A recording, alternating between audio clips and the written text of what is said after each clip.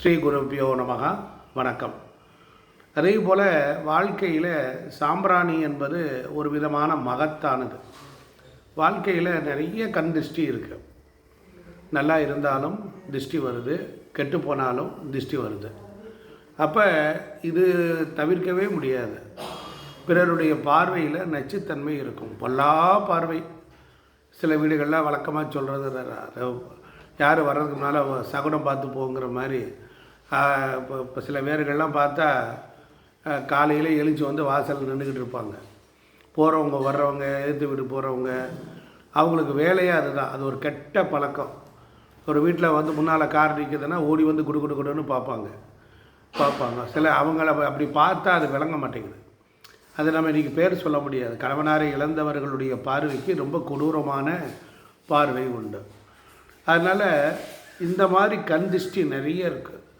அப்போ நம்ம என்ன செய்யணும்? நாம் 7 மிளகா வத்தல், உப்பு, கடுகு, இதெல்லாம் முச்சந்தி மண்ணெல்லாம் எடுத்து அன்றைக்கி அம்மா சுற்றி போட்டாங்க. ஒரு கண் சிரட்டையில் சுற்றி போட்டாங்க. இன்றைக்கி அப்படியெல்லாம் யாரும் சுற்றுறதில்லை, பழக்கம் இல்லை. நிறைய இந்த பண்பாடு மறைஞ்சிக்கிட்டே போகுது. ஆனால் நான் இந்த இடத்துல சொல்கிறது என்னென்னா, சண்டை, சச்சரவு, பிரச்சனை, நிம்மதி இல்லாத தன்மை வருது அப்படின்னு சொன்னால் அது நம்ம வாழ்க்கையில் அதற்கு செவ்வாய் என்கிற கிரகமானது கண் திருஷ்டியை கொடுத்துரும். செவ்வாய் ஜாதகத்தில் நல்லா இருந்தாலும் கெட்டு போனாலும் நம்மளுடைய வளர்ச்சி, நம்மளுடைய முன்னேற்றம், அப்புறம் நம்மளுடைய பொறாமைகள், நம்மளுடைய செயல்களில் பொறாமை நமக்கும் கொடுக்கும், பிறரையும் ஏற்படுத்த வைக்கும். அதனால் இது செவ்வாய் என்கிற கிரகம்தான் அந்த கண் திருஷ்டி. பார்த்து வீட்டில் கண்ணாடி உடைகிறது, கீழே விழுகிறது, அடிபடுறது, பையன் நல்லா போனால் அங்கே போன இடத்துல ஒரு பிரச்சனை ஆயிடுச்சு.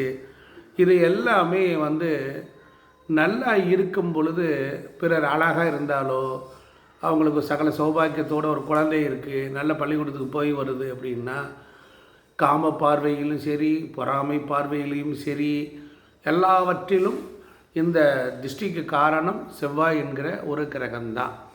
இந்த செவ்வாய் என்கிற கிரகம் மட்டும்தான் இந்த வேலையை செய்யும். அதனால் அதற்குரிய பரிகாரம் என்னன்னா, சாம்பிராணி மரம் அப்படின்னு ஒரு மரம் இருந்தது. அதில் இருக்கிற பிசின் அதை எடுத்து வச்சு புகை போடுவாங்க.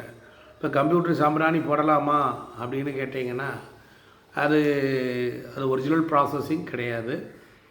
வேறு வழி இல்லாமல் போட்டுக்கொள்கிறோம்.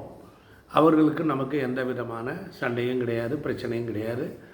ஆனால் சுலபமாக்கியிருக்காங்க. ஆனால் கங்கு போட்டு ஒரு சிரட்டையை எடுத்து கேஸ் அடுப்பில் வச்சு பற்ற வச்சு, இல்லை 2-3 கறி எடுத்து போட்டு, கங்கு அடுப்பு விறகு அடுப்பில் இருந்து கங்கு எடுத்து, இல்லை கங்கு நீங்கள் கறியே இருக்குது, அதை வாங்கி கேஸ் அடுப்பில் வச்சு நீங்கள் அப்படியே கொஞ்சம் நேரம் எரிய வச்சிங்கன்னா ஹீட் ஆகிடும், கங்காயிடும். அது சாம்பிராணி கரண்டியில் கொண்டாந்து அந்த கங்கை சேகரித்து, அதுக்கப்புறம் அந்த சாம்பிராணி தூளை நீங்கள் அப்படியே புகை மாதிரி நிறைய போட்டுக்கிட்டே வந்தீங்கன்னா வீடு முழுவதும் காட்டும் பொழுது திருஷ்டியெல்லாம் போயிடும். ஸோ அதனால் நமக்கு வரக்கூடிய தலைவலி, பிரச்சனை, நிம்மதி இல்லாத தன்மை, ஒரு விதமான மனப்பதட்டம், இதெல்லாம் சாம்பிராணி போடுறதுனால நீங்கும். இதையும் நீங்கள் செஞ்சு பாருங்கள், நன்மை உண்டாகும். நன்றி, வணக்கம்.